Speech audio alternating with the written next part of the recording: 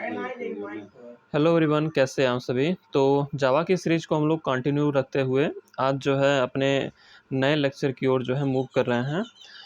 आज हम लोग जावा का थोड़ा बहुत कोड देखने वाले हैं और इसको हम लोग जो है डेस्कटॉप पे भी करा करके अपने प्रोग्राम को देखेंगे। बहुत ही बेसिक सा प्रोग्राम होगा और जैसे कि आपने प्रीवियस लेक्चर्स में पढ़े होंगे कि क्लास क्या होते हैं, ऑब्जेक्ट्स क्या होते हैं, तो इनके बारे में थोड़ा जो है प्रैक्टिकल नॉलेज आपको मिल पाएगा आज से। तो देखिए, सबसे पहले क्या होता है कि जब भी आपको जावा का कोड रन कराना होता है, ठीक है, तो रन कराने के लिए या फिर कोड को लिखने के लिए, कंपाइल करने के लिए सबसे पहले आपको जेडीके इंस्टॉल ही रखना होगा। ठीक है, जेडीके आप इंस्टॉल नहीं रखोगे तो जावा आप जो है जावा में काम नहीं कर पाओगे। तो ये तो मस्ट है कि आप जेडीके को इंस्टॉल कर लीजिए, जेडीके जावा डेवलपर किट। ठीक है, ये आपको इंटरनेट में मिल जाएगा ऑफिशियल वेबसाइट पे।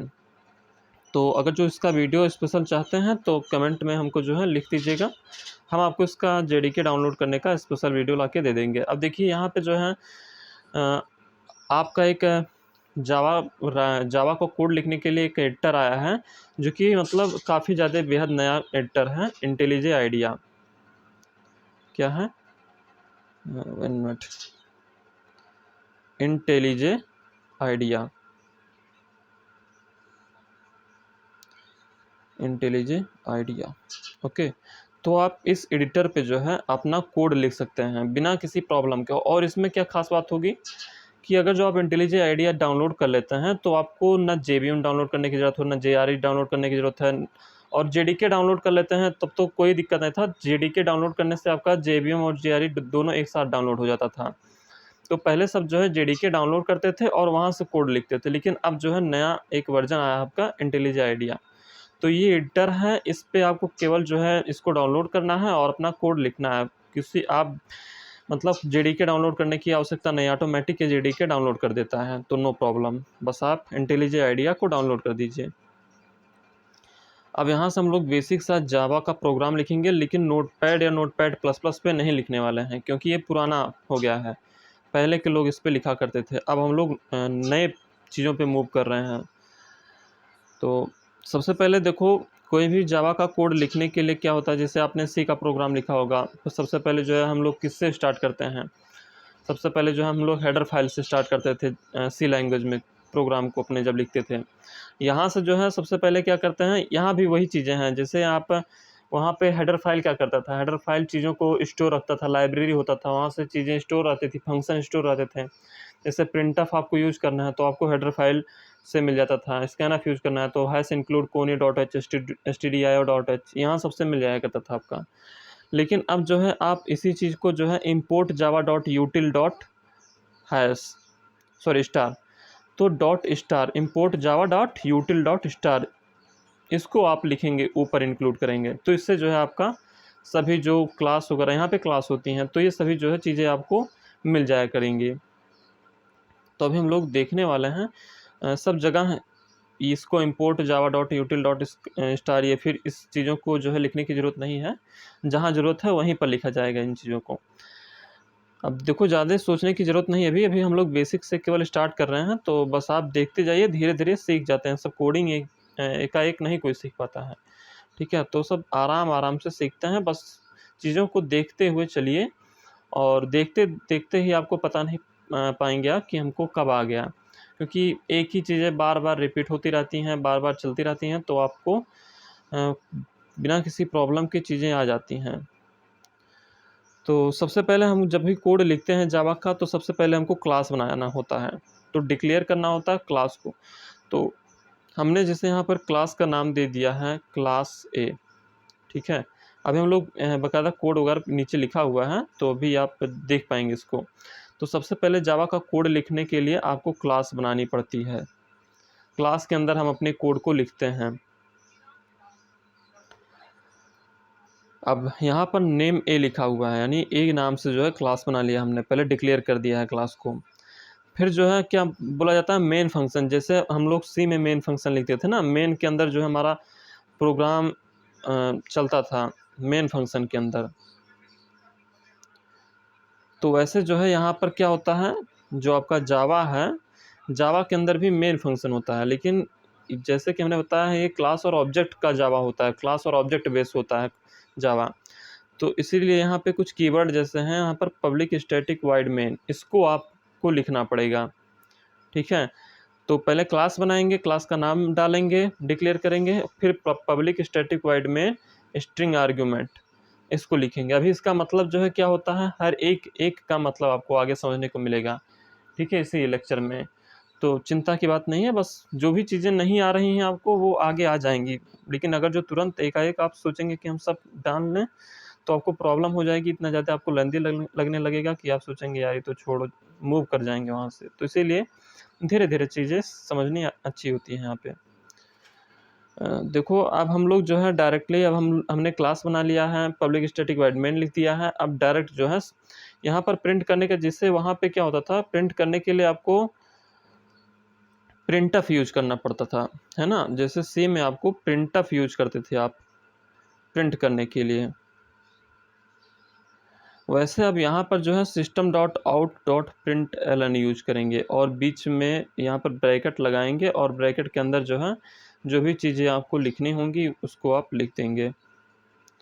तो इस तरीके से जो है आपका जावा में कोड लिखा जाता है। अब हम लोग यहाँ पर जो है बाकायदे का देख लेते हैं कि किस तरह से चीज़ें हो रही हैं। सबसे पहले हमने बताया है कि सबसे पहले जो हमको क्या करना होता है,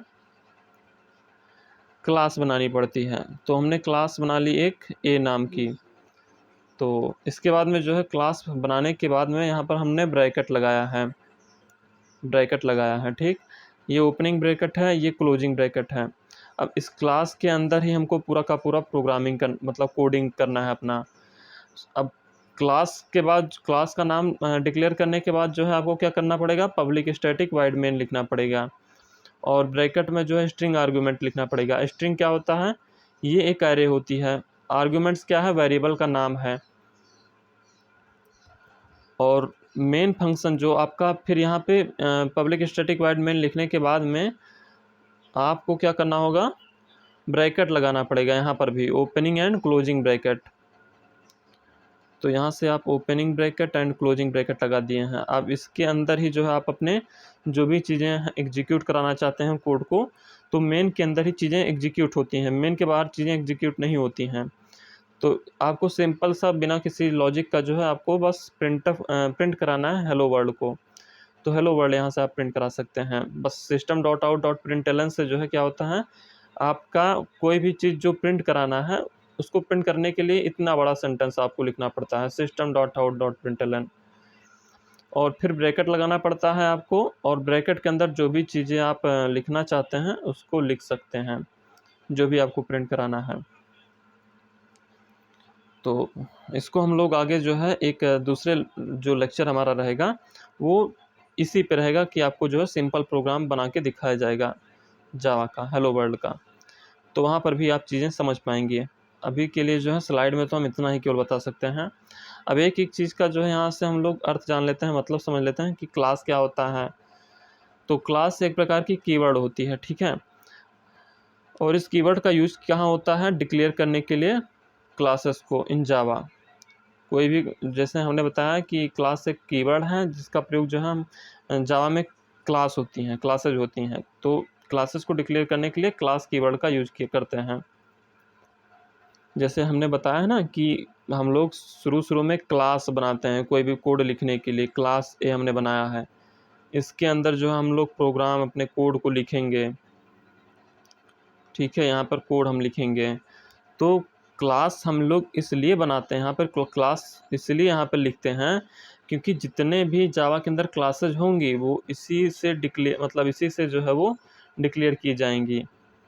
तो इसलिए जो हम लोग यहाँ पर क्लास लिखते हैं। पब्लिक, जैसे कि आप लोग यहाँ पर देख रहे हैं, अब यहाँ पर पहले क्लास की बात हो गई है, पब्लिक की बात हम लोग कर लेते हैं। पब्लिक क्यों लिखते हैं, तो पब्लिक हम लोग इसलिए लिखते हैं, it is an access specifier. Public means this function is visible to all.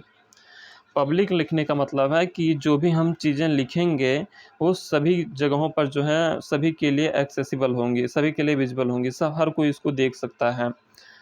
तो ये एक्सेस स्पेसिफायर होती है, यानी कि कोई दूसरा बंदा भी जो है मतलब दूसरा कोई फाइल बना करके जो है अगर जो इस कोड को एक्सेस करना चाहता है तो एक्सेस कर सकता है।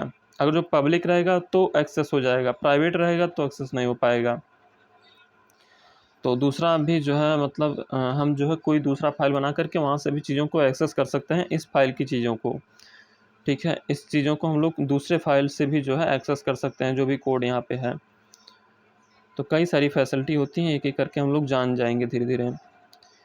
अब स्टैटिक का मतलब क्या होता है, तो स्टैटिक यहाँ पे देख लेते हैं। Static is again a keyword use to make a function static. तो फंक्शन को जो है स्टैटिक बनाने के लिए स्टैटिक कीवर्ड का यूज होता है। To execute a static function you do not have to create an object of the class. अब स्टैटिक फंक्शन को यूज करने के लिए जो है आपको इसका जो है ऑब्जेक्ट नहीं बनाना पड़ेगा। ठीक है, आपको जो है इस क्लास का ऑब्जेक्ट नहीं बनाना पड़ेगा। आप स्टैटिक को बिना किसी ऑब्जेक्ट बनाए हुए एक्सेस कर सकते हैं। जैसे कि आपने जाना है कि किसी भी जावा के अंदर किसी भी चीज़ को एक्सेस करने के लिए ऑब्जेक्ट बनाने की ज़रूरत पड़ती है, लेकिन स्टैटिक के लिए जो है आपको ऑब्जेक्ट नहीं बनानी पड़ेगी। अभी ये चीज़ें आगे आप आराम से समझेंगे, बस यहाँ पर एक थोड़ा बहुत रिव्यू देख लीजिए कैसे क्या चीज़ें होती हैं, बस बेसिक थ्योरी है अभी तो अब देखो, पब्लिक स्टैटिक वाइड मेन था यहाँ पे। पब्लिक हो गया, स्टैटिक हो गया, वाइड क्या होता है? वाइड होता है it is the return type. Wide का मतलब होता है यहाँ पे रिटर्न टाइप कैसा होगा, meaning the function will not return anything. यानी वाइड का मतलब होता है खाली, यानी कुछ ये रिटर्न नहीं कर रहा है। तो यहाँ से वाइड का मतलब हो गया। अब मेन पे आ जाते हैं। मेन क्या होता है? तो मेन मेथड, मेन जो है एक मेथड होता है, मेथड का नाम होता है। is the most important method in Java program. This is the method which is executed. Hence, all the logic must be inside the main method. If a Java is not having main method, is cause compilation error. तो देखो, हमको हमारा जो भी programme होता है वो main method से ही एग्जीक्यूट होता है। कहाँ से एग्जीक्यूट होता है? मेन मेथड से। तो मेन के अंदर की चीज़ें जो होती हैं वही एग्जीक्यूट हो पाती हैं, बाकी सारी चीज़ें एग्जीक्यूट नहीं होती हैं। अब देखो हम लोग आगे देखते हैं। स्ट्रिंग हो गया, आर्ग्यूमेंट। स्ट्रिंग और आर्ग्यूमेंट क्या होता है इसको समझ लेते हैं। तो हमने बताया कि स्ट्रिंग जो है एरे का नाम होता है। देखो यहाँ से, it represents an array whose type is string. जिसका टाइप क्या है? स्ट्रिंग है। स्ट्रिंग टाइप का जो है ये एरे है। एंड नेम इज आर्गूमेंट्स, और जो आर्गूमेंट्स है ये एक वेरिएबल का नाम है। Okay, the string array arguments is use to pass any command line arguments while running the program. तो जो स्ट्रिंग एरे होती है ये क्या करती है? आर्गूमेंट्स का यूज करती है किसी भी जो है मतलब चीज़ों को, आपको अगर जो कोई भी मतलब मान लीजिए कोई भी डेटा आपको डालना हो तो कमांड लाइन आर्गूमेंट्स की मदद से जो है आप डाल सकते हैं, प्रोग्राम को दे सकते हैं कि हाँ हमको दो दो जोड़ना है। ठीक है, तो दो और दो आर्गूमेंट्स हो गए, इनको आप जो है कैसे दे सकते हैं कंप्यूटर को? तो इसका काम जो है आर्गूमेंट्स के द्वारा ही जो है इन चीज़ों को, आर्गूमेंट्स को लिया जाता है। और ये कैसा टाइप क्या होगा? स्ट्रिंग टाइप की एरे होगी। आप जो भी चीज़ें देंगे वो एरे टाइप मतलब एरे होंगी। ठीक है, और स्ट्रिंग टाइप की एरे होंगी। अब जो है आपको कैलकुलेशन करना है, दो दो जोड़ना है, तो उसको एरे को आपको जो है पहले कहाँ पे किस में कन्वर्ट करना पड़ेगा? इंटीजर में।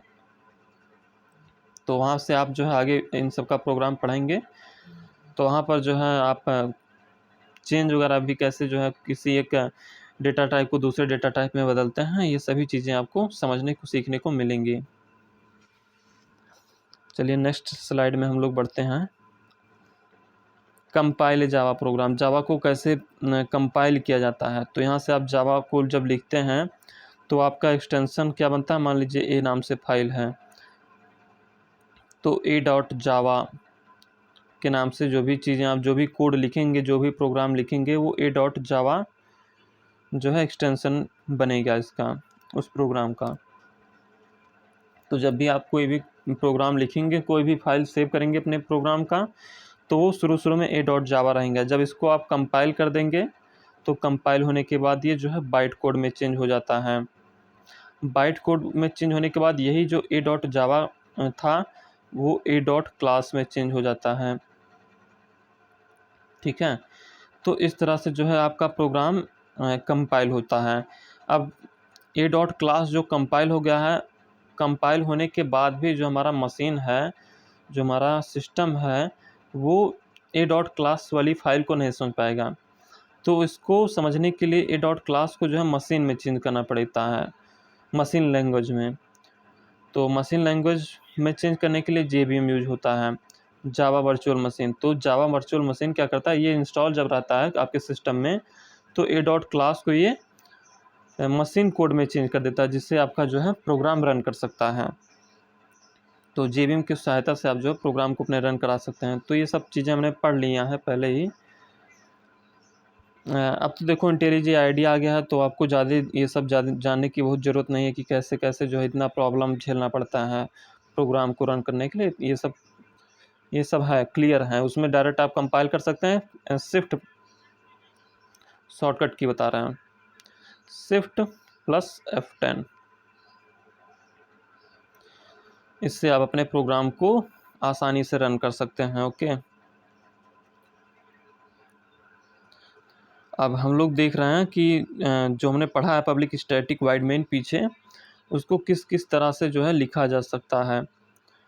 तो यहाँ पर ये सभी दिए हुए हैं कि केवल आप एक ही तरीके से नहीं लिख सकते हैं इसको, पब्लिक स्टैटिक वाइड मेन को। यहाँ पर देखो उल्टा दिया हुआ है, by changing the sequence of the modifiers method prototype is not change in Java. अगर जो अभी तक आप पब्लिक स्टैटिक वाइड मेन लिख रहे थे, अब यहाँ पर स्टैटिक पब्लिक वाइड मेन लिख रहे हैं, कोई प्रॉब्लम नहीं है, चलेगा, नो एरर। अब यहाँ पे पब्लिक स्टैटिक देखो, public static wide main string arguments, string, अब देखो यहाँ पर जो है स्ट्रिंग में ब्रैकेट मतलब वो आ गया पैरेंट एरे वाली जो साइन होती है। ठीक है, ये तो यहाँ अभी तक आपका यहाँ पर आर्गुमेंट्स के पास था, अब यहाँ पर आ गया है, तो इससे कोई एरर नहीं होने वाला है, आपको कोई प्रॉब्लम नहीं होगी। आप स्ट्रिंग के बाद लगाएं या फिर जो है आर्गुमेंट्स के बाद लगाएं, कोई दिक्कत नहीं है।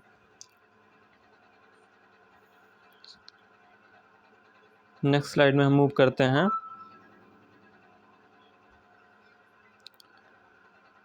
आगे। तो इन सब चीज़ों को हमने देख ही लिया है।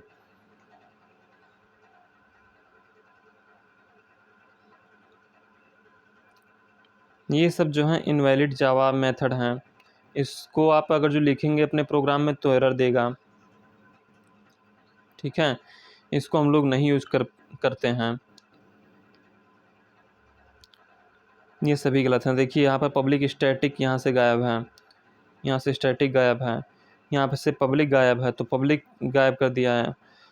फिर यहाँ पर जो है पब्लिक वाइड स्टैटिक लिख दिया है, मेन लिख दिया है, जबकि यहाँ पर स्टैटिक को या पब्लिक को चेंज कर सकते हो। पब्लिक, यहाँ पर पब्लिक स्टैटिक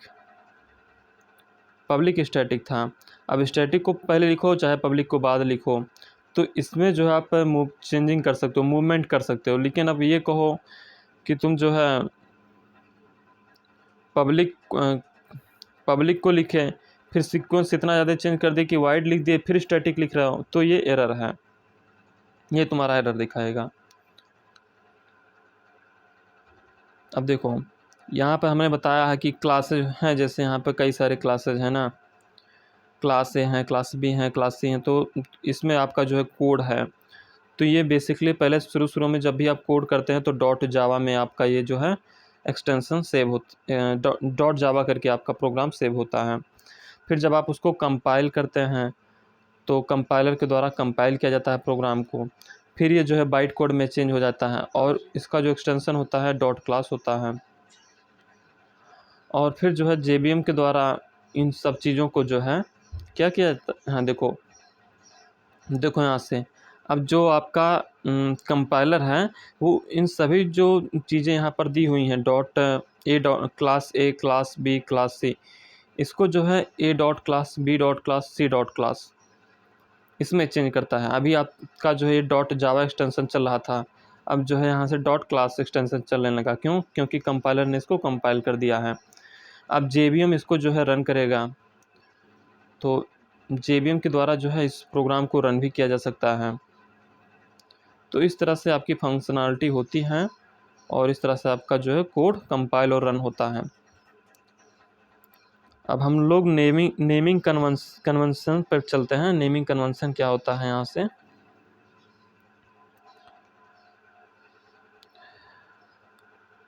कुछ चीज़ें यहाँ से जो हैं कुछ रूल्स होते हैं, तो उसको आप फॉलो करेंगे तो आप एक गुड कोडर माने जाते हैं।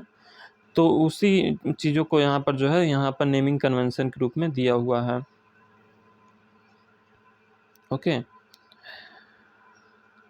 तो यहाँ पर दिया गया पहला पॉइंट कि क्लास इंटरफेस, क्लास का जो नेम होता है वो स्टार्ट होता है अपर केस से, ठीक है, और ये कैमल केस में लिखा जाता है। कैमल केस का मतलब क्या होता है कि मान लो जैसे तुम्हारा नाम है आदर्श मिश्रा, तो कैमल केस में क्या होगा, तुम सबसे पहले अपने लेटर को आदर्श ए को जो है कैपिटल लिखोगे, ए तुम्हारा कैपिटल लिखाएगा, और मिश्रा को जो है तुम क्या करोगे,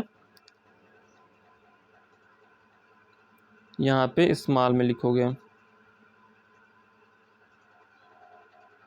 ओके, अब तुम्हारा जावा जो है गैप को नहीं समझता है, ठीक है, तुम गैप नहीं दे सकते हो, बीच में गैप नहीं होना चाहिए बिल्कुल, ये तुम्हारा जो है इनवैलिड माना जाएगा। तो इन चीज़ों का थोड़ा बहुत ध्यान रखना है आपको।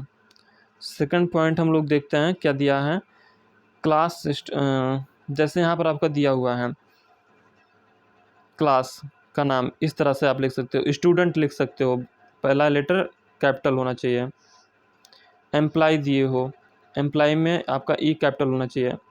स्पोर्ट्स बाइक, यहाँ पर देखो दो दो वर्ड आ गई हैं, तो तुम्हारा गैप बीच में नहीं है, लेकिन तुम ऐसा भी कर सकते हो, जैसे आदर्श मिश्रा था तो तुम पहला लेटर कैपिटल रख दिए हो, और यहाँ पर जो है जो मिश्रा है उसको भी तुम पहला लेटर कैपिटल करोगे। तो इसमें भी इस तरह से आप लिख सकते हो, इसमें भी नो एरर आएगा, और जो हमने पहले बताया उसमें भी नो एरर आएगा। लेकिन जो मतलब सबसे बेस्ट तरीका, सबसे स्टैंडर्ड तरीका माना जाता है वो आपका इसको माना जाता है कि जो है आप दो वर्ड लिख रहे हैं तो दोनों में जो पहला लेटर होगा वो कैपिटल होगा। तो सबसे स्टैंडर्ड यही है। आपका एरर भले से नहीं होगा, उसमें भी नहीं होगा, इसमें भी नहीं होगा, लेकिन आपका स्टैंडर्ड यही है। और जो मेथड का यहाँ पर नाम दिया गया, the method name should be mixed in mixed case which means that the first word should begin with lower case and other words जो है और सभी जो वर्ड्स हैं वो अपर केस में शुरू होंगे। जैसे आदर्श मिश्रा की बात किए हम, तो यहाँ पे जो पहला लेटर होगा, जैसे जो पहला लेटर होगा वो स्मॉल में रहेगा, ठीक, स्मॉल में, और फिर जो दूसरा जो वर्ड शुरू होगा उसका जो पहला लेटर रहेगा वो कैपिटल में रहेगा, बाकी फिर सब ऐसे स्मॉल में रहेंगे। तो ये जो यहाँ पर जो शुरू में जो शुरू का जो लेटर होता है वो स्मॉल में होता है, फिर जो दूसरा वर्ड होता है उसका जो पहला लेटर होता है वो कैपिटल में होता है। तो इस तरीके से जो है चीज़ें यहाँ पर काम करती हैं।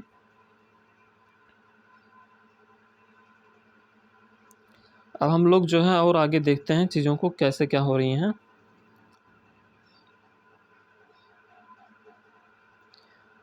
नेक्स्ट पॉइंट है we can use keyword for our classes interface method package और वेरिएबल नेम।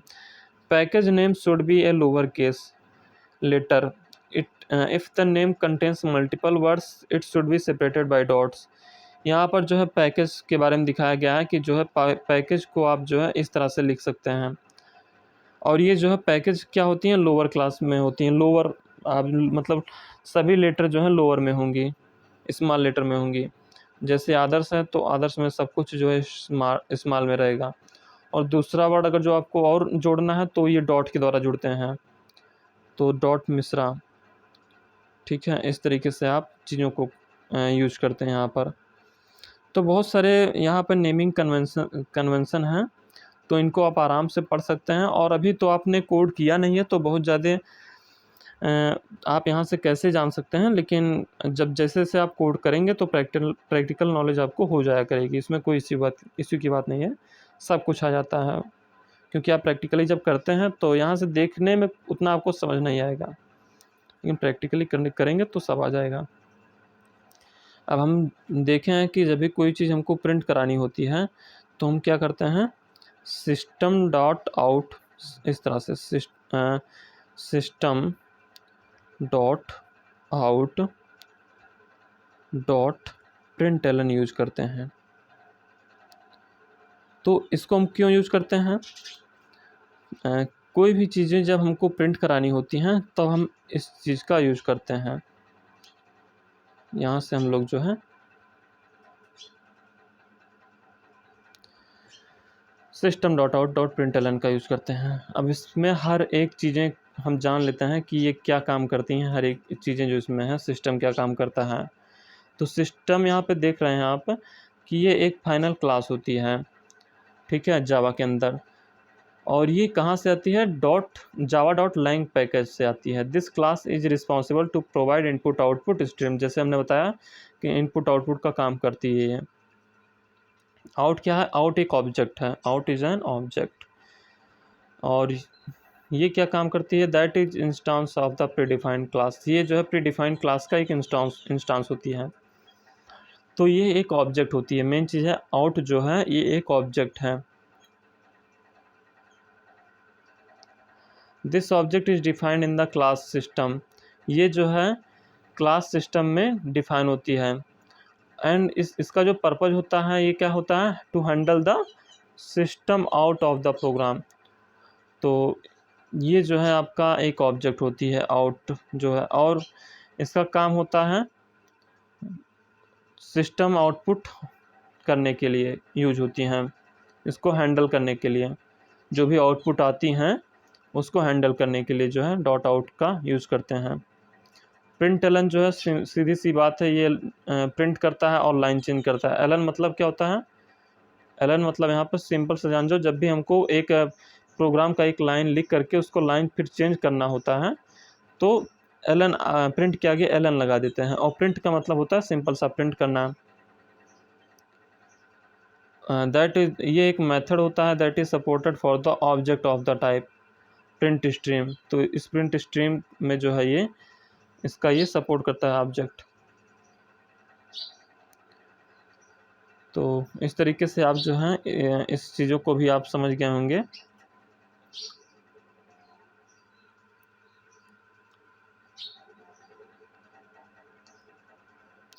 अब हम लोग देखते हैं कमेंट्स क्या होते हैं।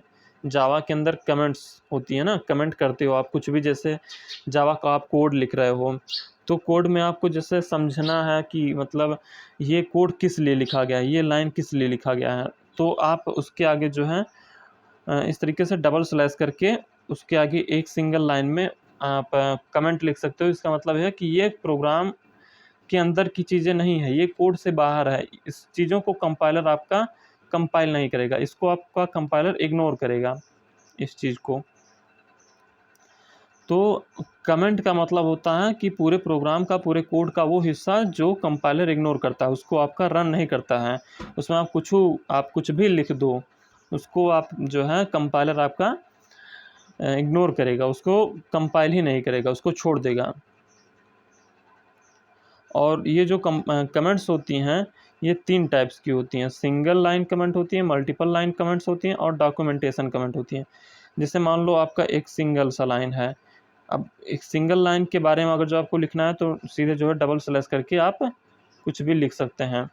लेकिन मान लो जो है आपका ये कोड है और सिंगल लाइन में आपका ये कमेंट नहीं आ रहा है, मतलब इस सिंगल लाइन का जो कोड है उसके लिए आपको लंबा चौड़ा जो है कमेंट लिखना है कि हाँ बहुत इसका गाथा लिखना है, थोड़ा 2-3 लाइन में लिखना है, तो उसके लिए आप जो है मल्टीपल लाइन कमेंट्स यूज करेंगे। मल्टीपल लाइन कमेंट्स किस लिए होती हैं, कैसे होती हैं, इसको कैसे लिखा जाता है, सिंगल स्लैश आप लिखोगे, स्टार लगाओगे, फिर आप अपना जो है जो भी गाथा होगा, जो भी चीज़ आप कमेंट में लिखना चाहेंगे उसको लिखेंगे, फिर आप स्टार लगाएंगे, फिर स्लैश लगा देंगे, तो अगर जो इस तरीके से आप चीज़ों को इस स्टैंडर्ड में लिखेंगे तो आपका ये मल्टी लाइन कमेंट हो जाएगा। डॉक्यूमेंटेशन कमेंट में भी ऐसे होता है, यहाँ पर आप डबल स्टार लगा दोगे तो यहाँ पर आगे जो है इन चीज़ों को दिखाया गया है, कोड करके दिखाया गया है। सबसे पहले हमने बताया है कि जब भी आप चीज़ों को कोड को करते हैं तो सबसे पहले आपको क्लास बनाना होता है। क्लास का नाम क्या है? Single line. तो इसके बाद में क्लास का नाम करने के बाद आप क्या करोगे? ब्रैकेट लगाओगे। तो ये आपका ब्रैकेट हो गया क्लास का। अब इसके बाद आपको जो है पब्लिक स्टैटिक वाइड मेन लिखना है, इसका भी ब्रैकेट लगाना है, ठीक है। अब मेन के अंदर ही चीज़ें आपका जो है जो भी चीज़ें आपको कराना है, रन कराना है, वो इन्हीं चीज़ों को जो है मेन के अंदर ही चीज़ें जो है आपकी काम करेंगी। मेन के बाहर जो चीज़ें हैं वो कंपाइलर नहीं आपका कुछ समझेगा। तो मेन ज़रूरी है, मेन क्लास के अंदर ही जो है आपका रनिंग का स्टेट में जो भी रन करना होता है वही रन होता है, मेन के बाहर चीज़ें रन नहीं होंगी। तो इंट टाइप का यहाँ पर एक्स है जो कि इनिशियलाइज किया गया है 50 से। तो एक्स एक वेरिएबल है, इंट एक प्रकार की डेटा टाइप है। तो इंट डेटा टाइप में जो है एक्स एक वेरिएबल है। तो एक्स वेरिएबल का मतलब क्या होता है? अभी हम इसको बढ़िया से पढ़ेंगे। ये एक कंटेनर होता है, इस कंटेनर के अंदर 50 को असाइन कर दिया गया है, 50 को इसके अंदर डाल दिया गया है। अब एक्स में क्या आ गया है? 50 आ गया है। तो जब भी अब यहाँ पर आई लिखा हुआ है, अगर जो आप यहाँ पे जहाँ पर आई लिखा है यहाँ पे एक्स लिख दीजिए। तो अगर जो आप इसको प्रिंट करेंगे तो system dot out dot println से क्या होगा? आपका प्रिंटिंग का काम होगा, प्रिंट चलेगा, प्रिंट होगा। जहाँ पर आपका आई लिखा है वहाँ पर आप एक्स कर लीजिए, ठीक है। इससे आपका क्या होगा कि एक्स में जो भी वैल्यू है 50 है तो 50 आपका आउटपुट आ जाएगा। यानी जब भी आप रन करेंगे तब आपको 50 मिलेगा, 50 आउटपुट मिलेगा। अब यहाँ पर एक मेन चीज़ आप जो हमने पढ़ा है उसको आप ध्यान दीजिए। यहाँ पर हमने जो है डबल स्लैश करके here x is an integer variable, यहाँ पर हमने ये लिखा है। तो हमने बताया कि जब भी आप डबल स्लैश लगा देते हैं तो वो लाइन कमेंट्स में आ जाती हैं। तो यहाँ पर आपको दिखाया गया है कि this is single line comment, ये जो है सिंगल लाइन कमेंट है। अब आपको मान लीजिए जो है ये चीज़ें दूसरे को समझाना है कि इंट एक्स बराबर 50 क्या है। तो यहाँ पर समझाया गया कमेंट के द्वारा, here x is an integer variable. जो एक्स है वो एक प्रकार की इंटीजर वेरिएबल है, ठीक है। तो इस तरह से सिंगल लाइन कमेंट में आप चीज़ों को समझ सकते हैं। अगर जो आपको यही चीज़ें देखो क्लास बनानी पड़ती हैं, कोई भी प्रोग्राम लिखना है, पब्लिक स्टैटिक वाइड मेन लिखना पड़ता है। अगर जो आपको यहाँ पर फिर ब्रैकेट तो आपको लगाना ही है। अब यहाँ पर देखो जब मल्टीपल लाइन कमेंट होता है तो इस तरीके से चीज़ें लिखी जाती हैं, स्लैश स्टार, ठीक है। और फिर जहाँ पर ख़त्म होती हैं चीज़ें, जहाँ पर आपका कोड ख़त्म होता है वहाँ पर फिर स्टार और स्लैश। इस तरीके से इसके अंदर जो भी चीज़ें आप लिखेंगे वो क्या होगा? वो जावा जो है इग्नोर करेगा, ठीक है। तो यहाँ पर इसके अंदर जो भी चीज़ें लिखी गई हैं उसको जावा कुछ नहीं समझेगा, तो इसको जावा का कंपाइलर इग्नोर करेगा। तो यहाँ पर क्या किया गया? Declare a integer variable and then print it on console.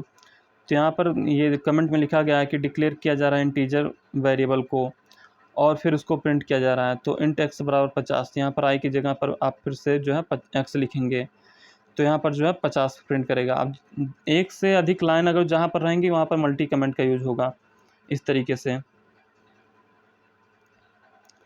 तो इस तरीके से सिंगल लाइन कमेंट कैसे होती हैं, इस तरीके से मल्टी लाइन कमेंट कैसे होती हैं, स्लैश करके स्टार लगा करके अपना कोड लिखो और स्टार पहले लगाओ फिर स्लैश लगा दो। तो ये चीज़ें होती हैं। अब यहाँ पर देखो मल्टी डॉक्यूमेंटेशन कमेंट है। तो डॉक्यूमेंटेशन कमेंट इस तरीके से होता है, सिंगल स्लैश लगाओ, 2 स्टार लगाओ, 2 स्टार, इसके अंदर जो है अपना कोड लिखो, जो भी कोड है। डॉक्यूमेंटेशन मतलब बड़ा लंबा चौड़ा जहाँ चीज़ें होती हैं कमेंट होती हैं और फिर एक सिंगल स्टार लगाओ और एक सिंगल स्लैश लगाओ। तो इस तरीके से जो भी इसके अंदर आप चीज़ें लिखेंगे वो डॉक्यूमेंटेशन कमेंट के अंतर्गत आएंगी। तो इस तरीके से जो है हमारा चीज़ें कंप्लीट हो गई और आज के लिए तो इतना ही था। अगर देखिए आपको वीडियो अच्छी लगी हो तो प्लीज़ वीडियो को हमारे लाइक ज़रूर कीजिएगा एंड चैनल को सब्सक्राइब प्लीज़ करिएगा, क्योंकि यही हमारा जो है आपसे एक रिक्वेस्ट है कि आप जो है हमको लाइक और सब्सक्राइब के थ्रू थोड़ा बहुत हेल्प कर सकते हैं, जिससे हम लोग और रिसोर्सेज को लेके आएँ और आपको बेस्ट क्वालिटी का एजुकेशन प्रोवाइड कर सकें। तो अच्छे रिसोर्स रहेंगे तो हम आपको कुछ और बेस्ट तरीके से जो है आपको पढ़ा पाएंगे। तो चलिए आज के लिए इतना ही रखते हैं, वीडियो काफ़ी लंबा हो जा रहा है। तो फिर मिलेंगे आपसे नेक्स्ट एक वीडियो में, धमाकेदार वीडियो में, और आगे हम लोग और बढ़िया जो है कोडिंग करेंगे। और अगला जो है हमारा जो रहेगा वो हमारा प्रैक्टिकल रहेगा, ठीक है। प्रैक्टिकली हम आपको बताएंगे कैसे single line comment, multiple line comment और डॉक्यूमेंटेशन कमेंट जो है किस तरह से लिखी जाती हैं, और पहला प्रोग्राम लिखेंगे हेलो वर्ल्ड का। तो अगले वीडियो में आप प्रैक्टिकल ज़रूर कीजिएगा हमारे साथ मिल करके, और तब तक के लिए धन्यवाद।